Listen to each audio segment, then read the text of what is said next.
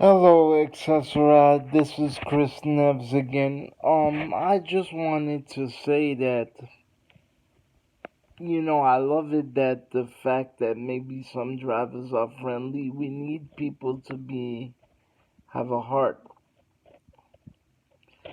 As I said in many videos, I've been cursed at.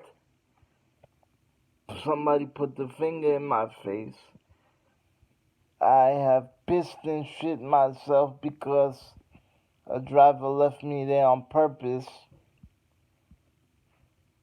regardless of the fact of how I toilet. And I've been without meals and medication because it's just so unruly. But for the most part, I just want to say that in recent years, I feel that drivers are too friendly. The ones that actually um, look at me as a pulse. And a lot of times their friendliness is not in good faith. It's not in good heart. The problem that's there a lot of times is I used to have a motorized chair. Well, hopefully I'll be getting a chair that's a manual but can also double as a motorized. The problem with that being is that a lot of the aides are very lazy and feel that a motorized chair is the end of somebody's problems.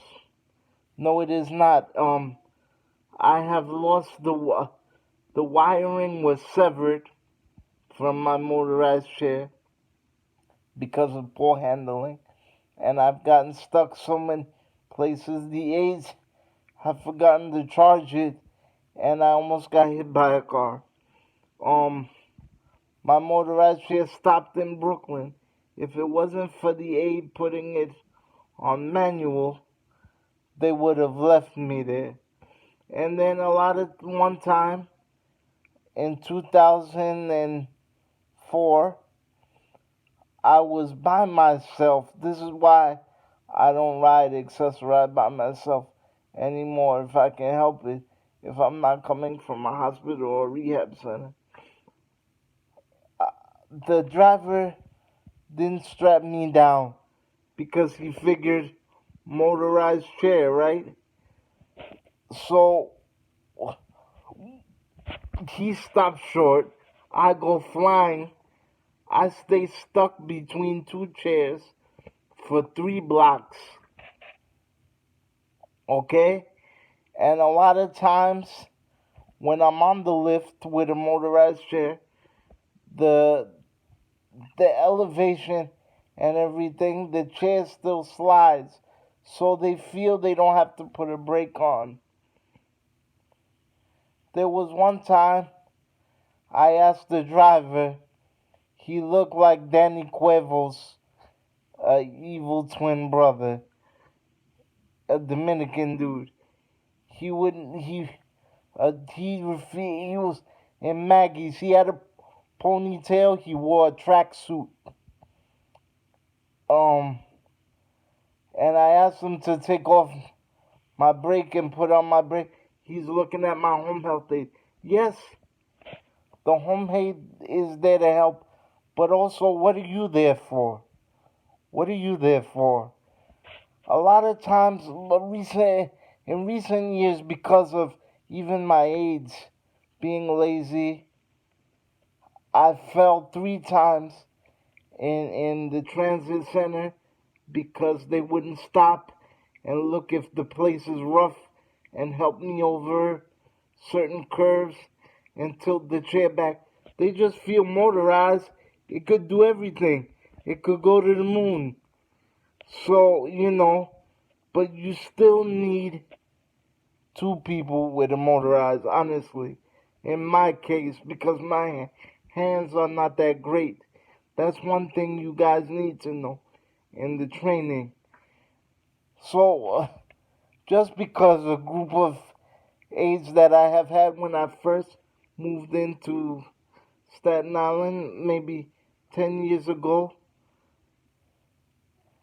I was using it every day to the point where the aides weared it out, where they would put it in snow and rain and all this shit, and they've messed up the chair. They effed it up to the point where I left for rehab 4 years because of my operations and because I wanted a independent apartment. In that space of time, when I moved into my apartment, my aunt tried to bring my motorized chair here, and she couldn't because the thing was completely dead.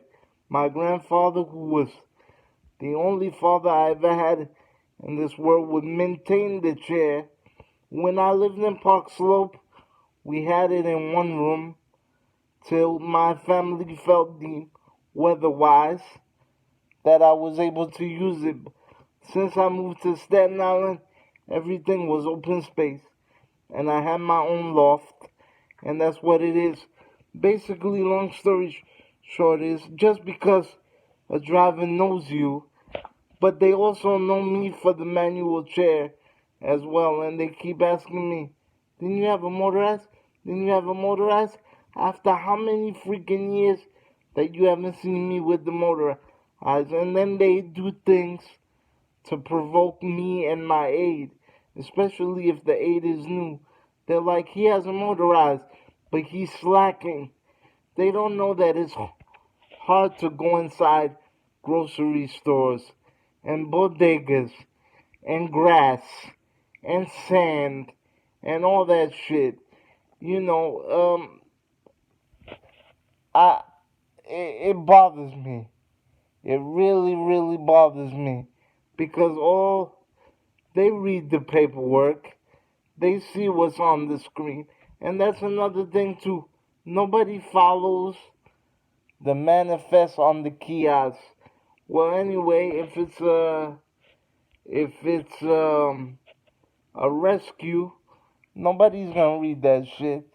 So it's like, but something's got to be done.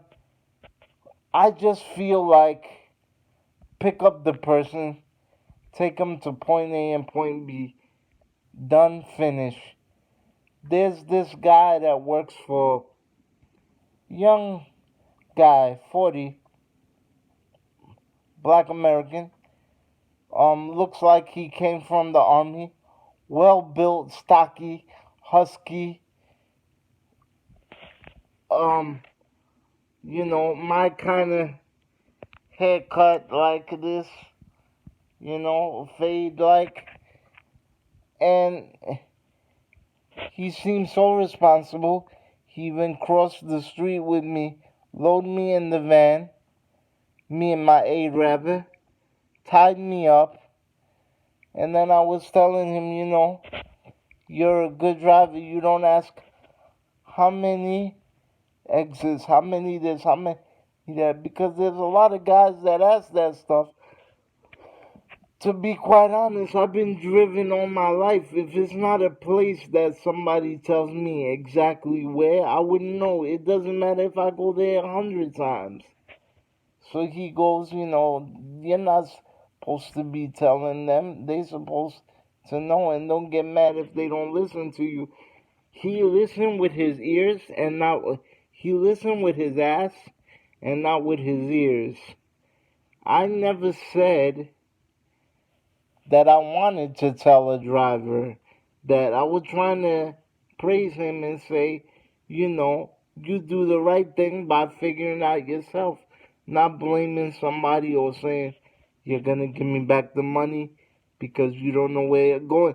A lot of times they've done that and they didn't even get behind the wheel. Like, they such a lazy, pessimistic, defeatist attitude. I hate it. So then as soon as he dropped me off where he had to go, and he goes, remember, don't get mad at the drivers if they don't know where they're going. I'm like, are you stupid? Did you not even listen to what I said? You know what I mean? And then there's drivers, especially here in Staten Island, where they compare different people with disabilities, CPs, spina bifida, amputees, quadriplegic, paraplegic, where they compare patients, cane, walker, wheelchair, dialysis, whatever. They compare people's financial status, especially by color, and it kind of it's in between the lines, but it's not right. I don't give a shit who has what. I'm not competing with anybody. And on top of that, I'm a grown man. One more thing. I was with my family, and my family got on the bus to kiss me goodbye and tell me goodbye. There was one guy, he looked like he was drunk. He didn't know his left from his right. He told me, "Oh, didn't I pick you 2 weeks ago with a group of people, whatever?" My family don't need to know my business. What if I had a girlfriend and you saw me with a girl and you said, "This is not the same girl"? Certain things should not be said.